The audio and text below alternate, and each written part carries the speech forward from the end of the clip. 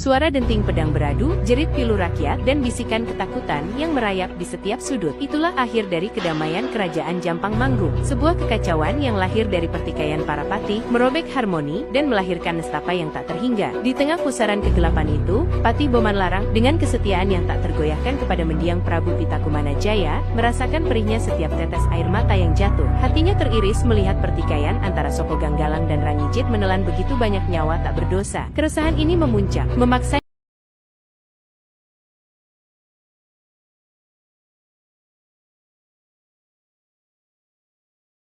mengungsilah ke tempat yang aman, sebuah pilihan yang membelah hati, antara bertahan di tanah leluhur yang kini berlumuran darah, atau mencari ketenangan di tempat yang asing. Tak sedikit yang memilih untuk bertahan, menggenggam erat harapan akan kedamaian yang entah kapan tiba. Namun, banyak pula yang mengikuti bisikan hati Boman Larang, meninggalkan gemuruh ibu kota demi mencari secercah harapan. Puluhan kepala keluarga, dengan langkah gontai namun penuh harap, memilih untuk mengungsi. Sebagian dari mereka bahkan berlayar jauh, meninggalkan jejak masa lalu yang kelam. Di suatu tempat yang kini dikenal sebagai Cianjur Selatan, mereka